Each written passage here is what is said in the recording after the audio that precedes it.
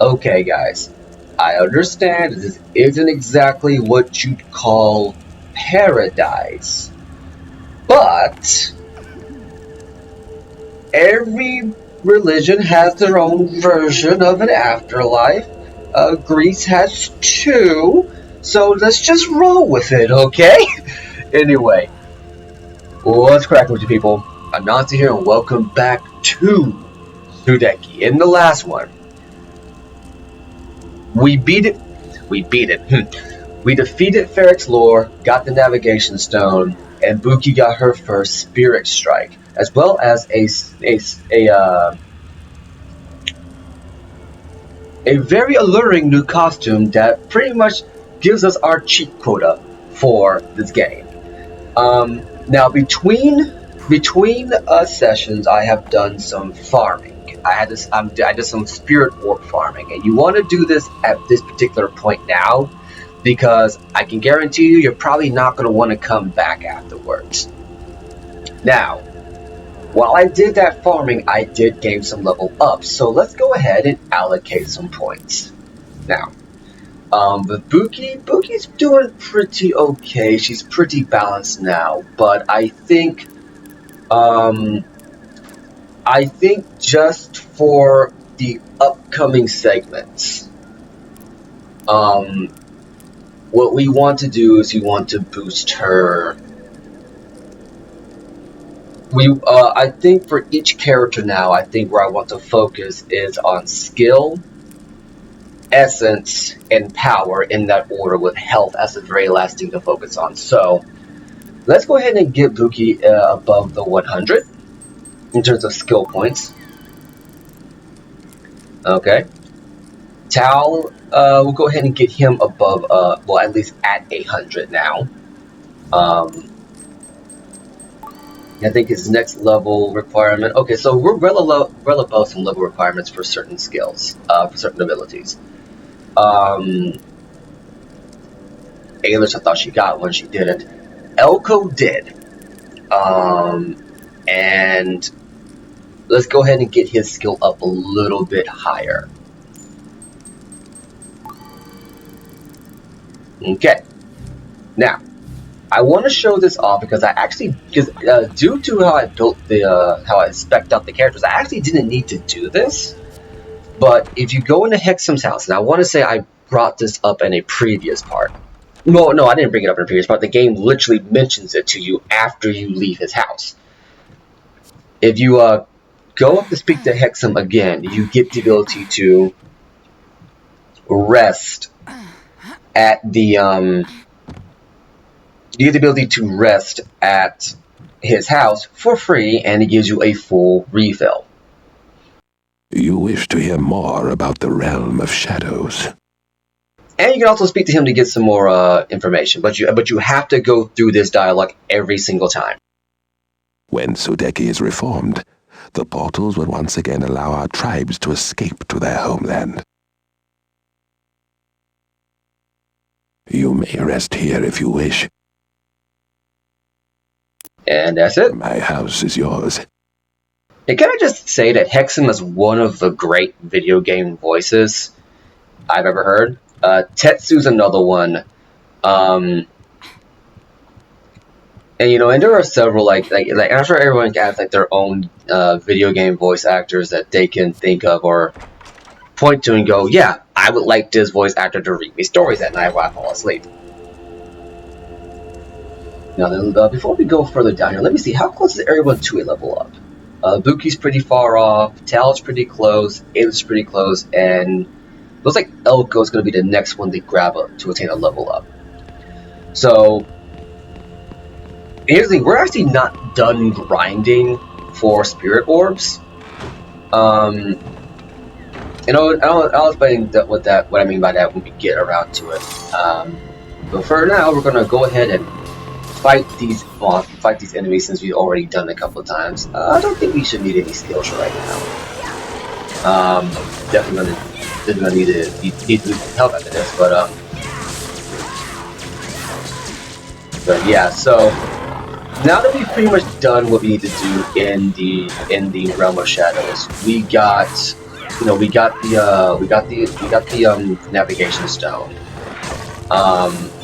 Boogie got her, you know, her tier 2 costume and her spirit strike. We're pretty much just gonna make our way out and get right back to our original plan, which was, you know, delivering the Shidanimo crystal to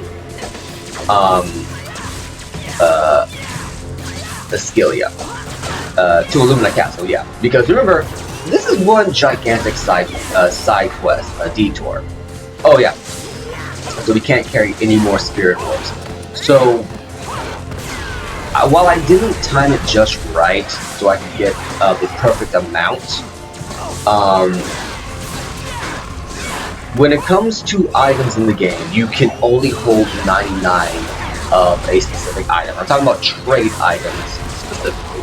You've seen the caps for the health items. The trade items you can only hold 99, and I'm currently at the cap. And ironically, I actually didn't need to farm as long as I thought I would need to. I usually think I have to farm for like up to 2 hours or 3 hours to get to the level cap. But no, this time around, I only had to farm for like maybe 30 minutes because I was already at 55 spirit orbs when I got to Hexam's place. Like where we ended last section at, I was at 55 spirit orbs.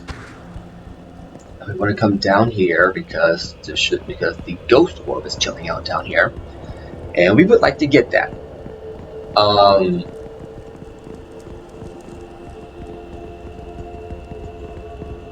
At least for this particular run, because spoiler alert, we are actually not. Once again, we are not done with the spirit orbs, and this is one of the things that is kind of inconvenient about Sudeki.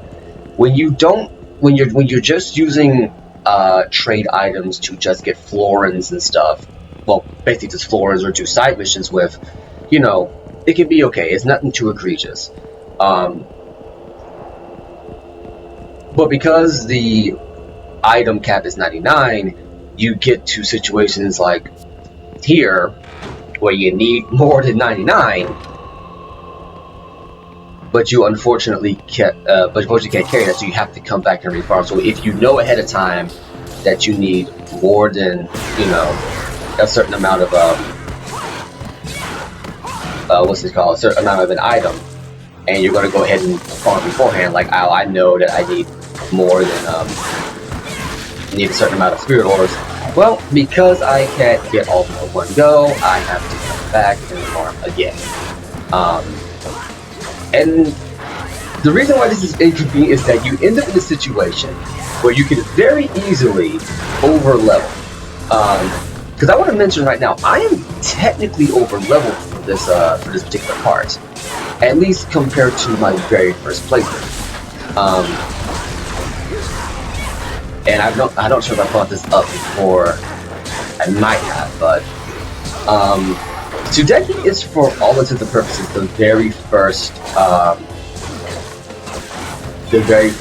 RPG I ever played.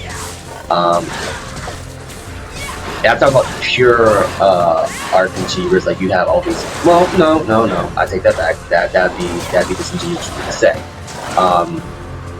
I have played Legend of Zelda, Ocarina of Time, and Majora's Mask specifically, and at the time, I don't think Twilight Princess was even a thing. I don't believe so anyway. So we're going to skip this save point because we don't need it at the moment. Let's go ahead and fill up on Boopy stuff. Go on. Give me health. There we go. You know, yeah, that should be fine. Okay, that should be fine because honestly, we're not going to come back for that much.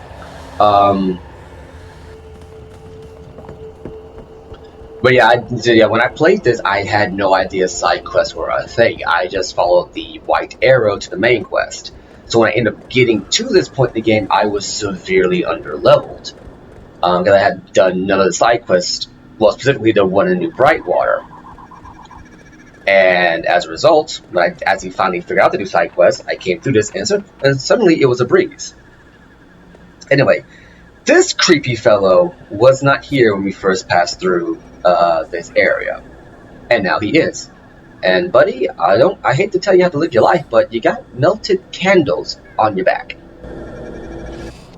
Long have I waited for strangers such as yourselves to open the portals once more. Now the lost souls of the dead can be brought together in harmony.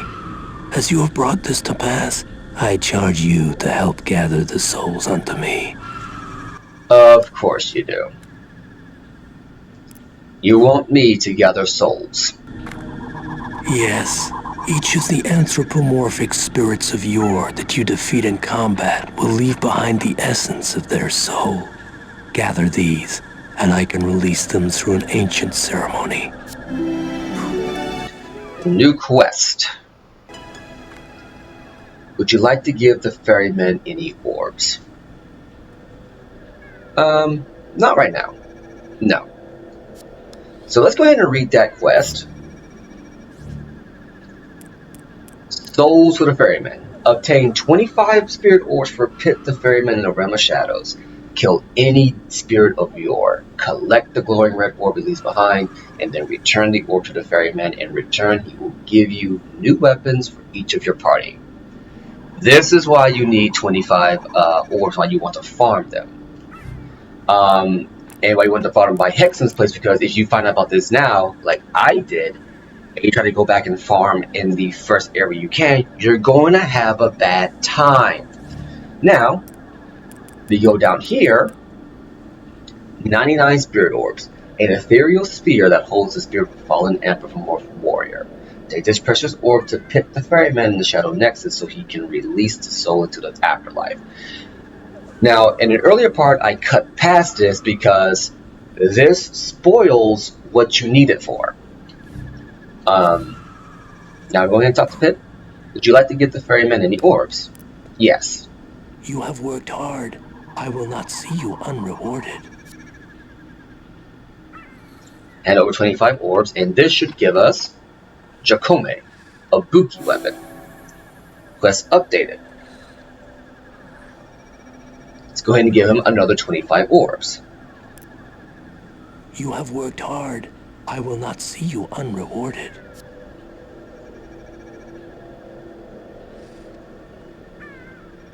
You succeed. Botholith, Alish weapon.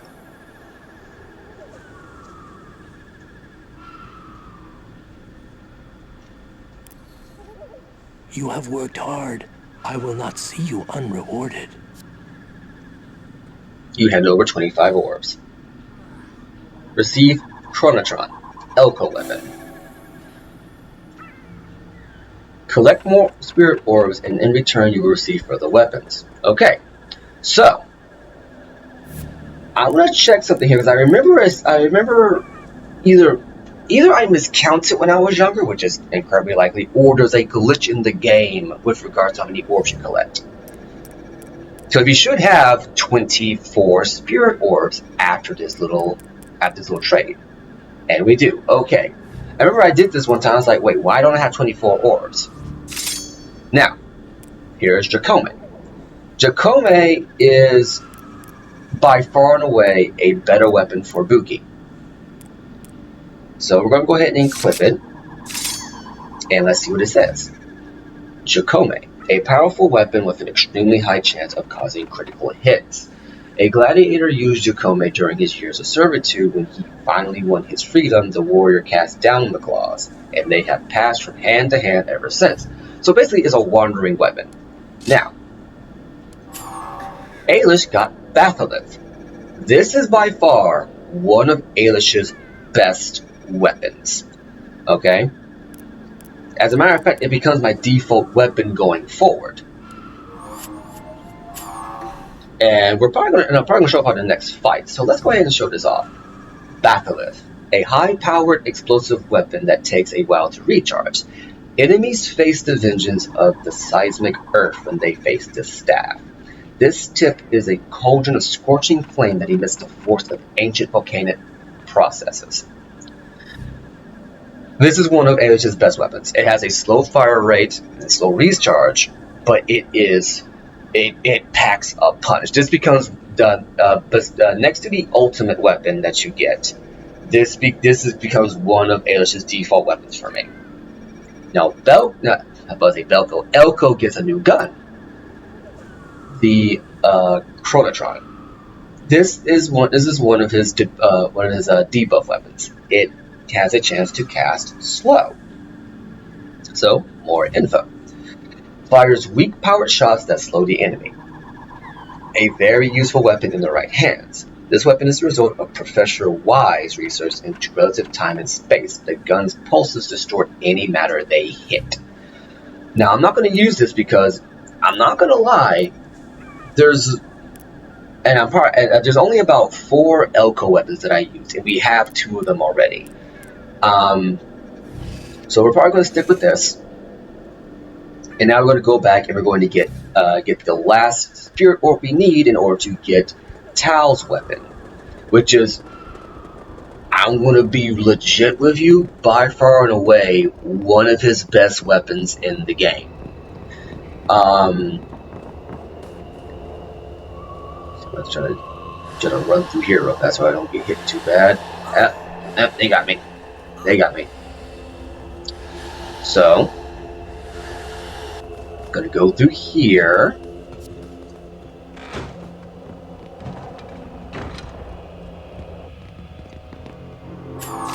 And since we're here, I'm gonna go ahead and show off some of the more powerful attacks that we got.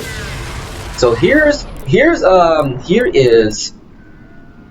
I'm not sure to show this up. Here is Tal's Geyser Charge. How it works is a single target move. The earth and you shall feel my rage. And it's one of his more powerful attacks. Look at all that damage! Like, I could legitimately one-shot these enemies if I was doing things right.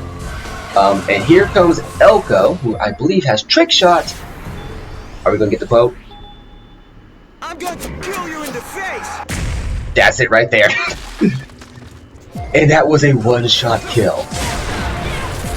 Now let's go ahead and do this because everyone's kind of about to die here. Switching Tesla generator. I freaking love that quote. I'm going to kill you in the face. That is some broken English nonsense right there. Let's go ahead and go to Alish, and let's use her new weapon. Dang. You get 2 shots with it, and if you get her power up, which is probably what I want to focus on next after, because I think after we get her SP up another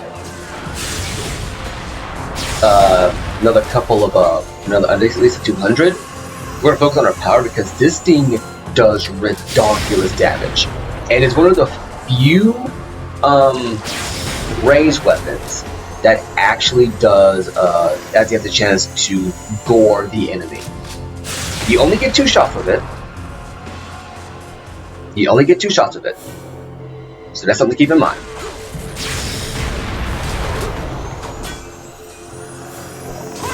But it is a legitimately powerful and well worth your time weapon to get. And it's the second weapon you get of the 4 when you trade in orbs. Now let's go ahead and save.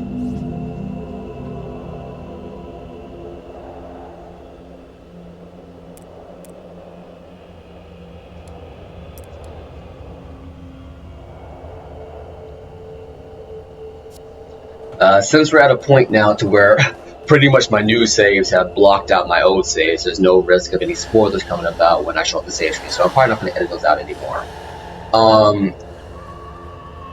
But and this is the big one here. Your collecting with spirit orbs doesn't end with this last weapon. Let's go ahead and talk. Would you like to give the ferryman any orbs?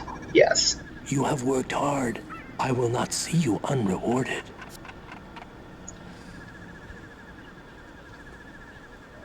Received Prey Stalker, Tau Weapon. Quest completed. The ferryman has no more weapons but will trade orbs for florins. Think of me as a dark angel watching over you, as I will forevermore. This guy actually doesn't have a bad voice either. He will give you 50 florins for every spirit orb you collect. You might think it might be worth grinding up for these. It really isn't.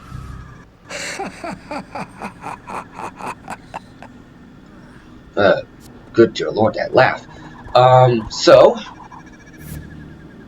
now I didn't show off the power, so yeah, you're pretty much better off just not using this one. It has higher strike, sure, but you just don't need the slow effect. Now, for Tau, Prey Stalker. This is a better Huckins Fate. Okay, Huckins Fate has 10 strength and 10 critical chance. This has 15 strength and 5 critical chance. Okay, it is a much powerful version of that. Actually, you know what? I take that back. Actually. You can still get away using Huckins Fate. I guess a better way to think of it is, if you didn't know Huckins Fate was even in the game, you can grab this. And if I remember correctly, this isn't Tao's final poison weapon. I think he actually gets one more in the game. Anyway, more info. Prey Stalker, a standard strength sword that inflicts deadly poison on its victims. The serrated edges of this broadsword deal severe wounds and incapacitate enemies. 2 anthropod pincers decorate the hilt and pommel as a tribute to the origin of the sword's power. So this one doesn't have really much of like a history to it, whereas like every other one kind of does. This one is just describing how it looks. Sorry about that, guys. I could have sworn this was a better Huckins Fate, but then again, now that I'm thinking about it, I actually didn't get Huckins Fate for a while. Okay, so let's go ahead and get him to 200. I think that should be good for right now. And then we can go ahead and... I don't enhance one. This is 2. Okay. Let's go ahead and get up to 200. And then we'll focus on getting the power and essence of all the characters. I think with Buki, we'll try to get her up to 40 power and 40 essence. We'll try to get Tao's. Well, since Tao, yeah, we'll try to get it where each of their power and essence are close to, if not directly at max. As a matter of fact, we can actually kind of do that right now. So now that we're at a decent point in the game, we have all 4 characters. We have a few orbs to get to distribute. We have an orb of might. Okay, let's go ahead and distribute some of these before we call an end to the part.